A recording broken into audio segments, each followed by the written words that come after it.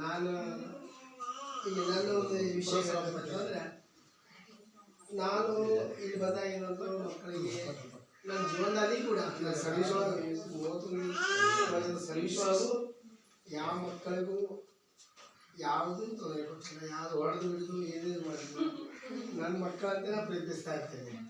ಮತ್ತು ಯಾವ ಮಕ್ಕಳಿಗೂ ಏನೂ ಕಡಿಮೆ ಮಾಡೋದಿಲ್ಲ. ಹಾಗಾಗಿ ಹೇಳ್ಬೇಕಂದ್ರೆ ನನಗೆ ಬಹಳ ಪ್ರೀತಿ ಮಕ್ಕಳಂದರೆ.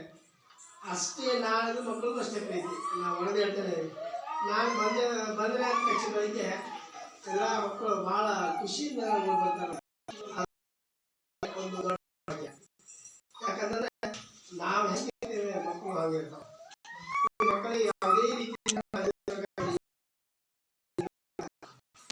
ಯಾವ ಊಟ ಇಲ್ಲಪ್ಪ ಅಂತ ಕಳಿಸಿಲ್ಲ, ಅಥವಾ ಮೊಟ್ಟೆ ಆ ಬಾಳೆಹಣ್ಣು ಇದು ಯಾವುದೇ ಕಳಿಸಿಲ್ಲ. ನಾನು ಎಷ್ಟೇ ದೂರ ಇದ್ರೂ ಕೂಡ ಆ ವ್ಯವಸ್ಥೆ ಮಾಡಿಕೊಂಡೆ ನಾನು ಹೋಗ್ತಾ ಇದ್ದೇನೆ. ಹಾಗಾಗಿ ನನಗೆ ತೃಪ್ತಿ ಇದೆ. ನಾನು ಒಂದು ಸೇವೆ ಮಾಡೋದ್ರಲ್ಲಿ ನನಗೆ ಭಾಳ ಸಂತೋಷ ಮಾಡ್ತಾ ಇರ್ತೇನೆ. ಹಾಗಾಗಿ ಮಕ್ಕಳು ಕೂಡ ನನಗೆ ಅಷ್ಟೇ ಪ್ರೀತಿಸ್ತಾರೆ. ಅದೇ ನನಗೆ ಸಂತೋಷ. ಏನಪ್ಪ ಅಂತಂದ್ರೆ ಇಲ್ಲಿ ಮಕ್ಕಳು ಕಡಿಮೆ ಇರೋದ್ರಿಂದ ನನಗೆ ಏನು ಮಾಡಿದ್ರೆ ಸರ್ಕಾರದ ಹೆಚ್ಚುವರಿ ಶಾಲೆಗೆ ಅದು ನನಗೆ ಬಹಳ ದುಃಖ. ಈ ಜನ ತಿಳ್ಕೊಂಡಾಗೆ ನನಗೆ ಸರಿಗೆ ಮನೆ ಹತ್ರ ಆಗ್ತೈತಿ ಟ್ರಾನ್ಸ್ಫರ್ ಮಾಡ್ಕೊಂಡು ಆದರೆ ಅದಲ್ಲ, ನನಗೆ ಬಹಳ ಬೇಸರ. ಹಾಗಾಗಿ ನನ್ನ ಇಲ್ಲಿ ಬರ್ತಾ ನೋಡಿ ಈಗ ಅಲ್ಲಿ ಟ್ರಾನ್ಸ್ಫರ್ ಆಗಿದೆ. ಸೋಮವಾರಕ್ಕೆ ಒಂದು ಸರಿ ನನಗೆ ಇಲ್ಲಿ ಬರ್ಬೇಕು.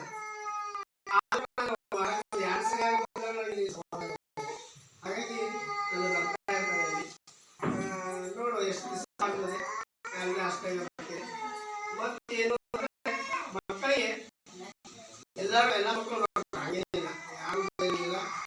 ಈಗ ನೋಡಿ ಸುಟ್ಟಿ ಇದ್ರು ಕೂಡ ಒಂದು ತಿಂಗಳ ಸುಟ್ಟಿ ಅದು 6ನೇ ದಿನ 1ನೇ ತಾರೀಕಿಗೆ ಶಾಲೆ ಚಲೋ ಅಂದ್ರೆ ಎಲ್ಲ ಮಕ್ಕಳು 100% ಹಾಜರು. ಯಾವ ಫಸ್ಟ್ ದಿವಸನೇ ನಾನು 100% ಹಾಕಿರ್ತೇನೆ. ಇದು ಪ್ರತಿ ಸಲ ಅಕ್ಟೋಬರ್ ಸುಟ್ಟಿಯಲ್ಲಿ ಅಥವಾ ಏಪ್ರಿಲ್ ಬಹಳಷ್ಟು ಏನಾದ್ರು ಅಂತಂದ್ರೆ ಹೇಳ್ಕೊಂಡು ನನಗೆ ಹೋಗ್ತಾರೆ. ಅದು ಕಾರ್ಯಕ್ರಮ ಮಾಡಬೇಕಾಗ್ತದೆ, ಮಕ್ಕಳು ಆ ಕಾರ್ಯಕ್ರಮ ಹೋಗ್ಬೇಕಾಗ್ತದೆ. ಹಾಗಾಗಿ ಎಲ್ಲರೂ 1-2 ದಿನ ಏನಾದ್ರು ತಪ್ಪಿಸ್ತಾರೆ, ಅದು ತಪ್ಪಿಸ್ತಾರೆ. ಹಾಗಾಗಿ ಇಲ್ಲಿ ಮಕ್ಕಳಿಗೆ ಅಭ್ಯಾಸ ಚೆನ್ನಾಗಿದೆ. ನಾವು ಪ್ರಯತ್ನಪಟ್ಟು ಮಾಡ್ತಾ ಇದ್ದೇವೆ. ಈಗ ನಾನು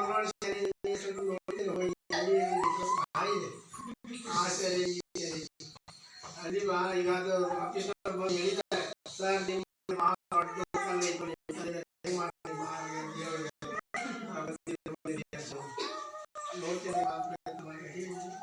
ಎಲ್ಲ ಚೆನ್ನಾಗಿ ಇನ್ನೂ ಕೂಡ ಮಕ್ಕಳಿಗೆ ಸ್ವಲ್ಪ ನೀವು ಬಂದು ಸ್ವಲ್ಪ ನಮ್ಮ ಸ್ವಲ್ಪ ಬಹಳ ಒದರುವಂಥ ಸ್ವಲ್ಪ ಸ್ವಭಾವ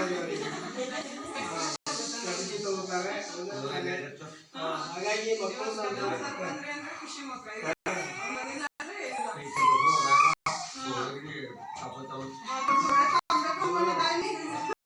ಹೀಗಾಗಿ ಅವರು ಕೆಟ್ಟ ಒಳ್ಳೆ ಮಕ್ಕಳಿಗೆ ಹೆಂಗಂದ್ರೆ ಶಿಕ್ಷಕರ ಹೊರಟ ಬಂದಿದ್ದಿರದೆ ಪೊಲೀಸರ ಹೊರಟ ಮಾಡಬೇಕು. ಹಾಗಾಗಿ ಶಿಕ್ಷಕರ ಹೊರಟ ಇದ್ರೆ ಪೊಲೀಸರ ಹೊರಟ ಇರೋದಿಲ್ಲ. ಅದೊಂದು ಹಾಗಾಗಿ ಒಳ್ಳೆ ರೀತಿಯಿಂದ ಮಕ್ಕಳನ್ನು ಕಳಿಸಿ ಎಲ್ಲರೂ